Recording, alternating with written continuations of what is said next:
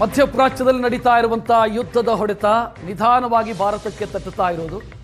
ಈಗಾಗಲೇ ನಾವು commercial gas cylinder ಆಗ್ತಾ ಇರೋ ಸಮಸ್ಯೆಯ ಬಗ್ಗೆ ಹೇಳ್ತಾ ಇದ್ವಿ.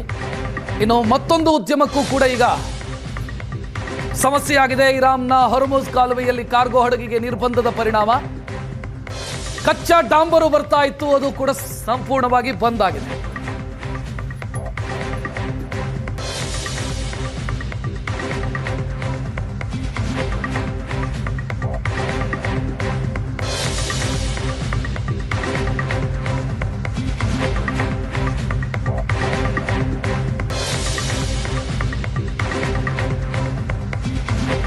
ಕಾರವಾರ ಬಂದರಿಗೆ ಡಾಂಬರು ಹೊತ್ತಂತ ಕಚ್ಚಾ ಡಾಂಬರು ಹೊತ್ತಂತ ನೌಕೆ ಬರಬೇಕಿತ್ತು, ಆದರೆ ಬರ್ತಿಲ್ಲ.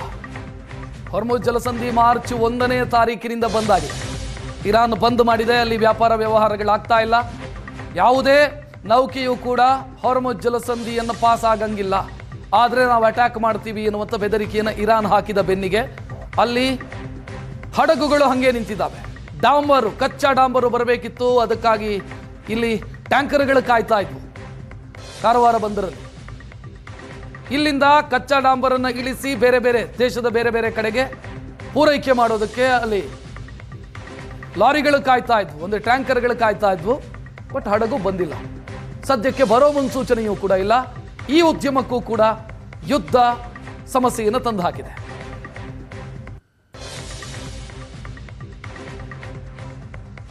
ಸದ್ಯ ಈಗ ಇರಾನ್ ಮತ್ತು ಇಸ್ರೇಲ್ ಯುದ್ಧ ಸ್ಟಾರ್ಟ್ ಆಗಿದ್ದರಿಂದ ನಮ್ಗೆ ನಾರ್ಮಲ್ ನಮಗೆ 7ರಿಂದ 8 ಶಿಪ್ ಇದು ಬಿಟುಮಿನ್ ಬರ್ತಿತ್ತು. ಸದ್ಯ ಈ ತಿಂಗಳಲ್ಲಿ ಒಂದೇ ಬಂದು ಹೋಗಿದೆ. ಲಾಸ್ಟ್ ಮಂತ್ ನಮ್ಮದು 4 ಶಿಪ್ ಬಂದು ಹೋಗಿದೆ. ಇದರಿಂದ ನಮಗೆ ರೆವಿನ್ಯೂ ಸುಮಾರು 70ರಿಂದ 80 ಲಕ್ಷ ತಿಂಗಳಲ್ಲಿ ಲಾಸ್ ಆಗ್ತಾ ಇದೆ. ಅಂದರೆ 7-8 ಶಿಪ್ ಬಂದರೆ ನಮಗೆ 80 ಲಕ್ಷ ಬರ್ಬೋದಿತ್ತು.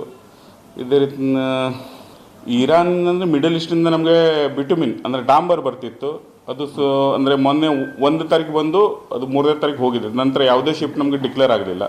ಇವತ್ತಿಗೆ ಒಂದು ಸಂಜೆ ಡೀಸೆಲ್ ಶಿಪ್ ಬರ್ತಾ ಇದೆ, ಅದು ಕೂಡ ಮುಂಬೈ ನಮ್ಮದು ಕೋಸ್ಟಲ್, ಅದಕ್ಕೇನು ಪ್ರಾಬ್ಲಮ್ ಇಲ್ಲ. ಸಾಲ್ಟ್ ಇದು 2-3 ದಿವಸದಲ್ಲಿ ಬರೋ ಚಾನ್ಸಸ್ ಇದೆ, ಅದು ಕೂಡ ನಮ್ಮ ಕೋಸ್ಟಲ್ಲೇ ಬೇಜಾರು ಅಂದರೆ ಕೋಸ್ಟಲ್ ವಾಯೇಜ್ ಅದು ಬರ್ತದೆ. ಈ ಡಾಂಬರೇ ಪ್ರಾಬ್ಲಮ್ ಆಗಿದೆ, ಅಂದರೆ ಬಂದು ಎಲ್ಲ ಸ್ಟಾಪ್ ಮಾಡಿದ್ದಾರೆ.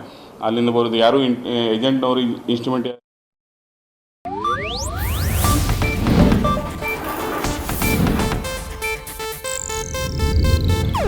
ಇದು ಏಷ್ಯಾನೆಟ್ ನ್ಯೂಸ್ ನೆಟ್ವರ್ಕ್ ಪ್ರಸ್ತುತಿ.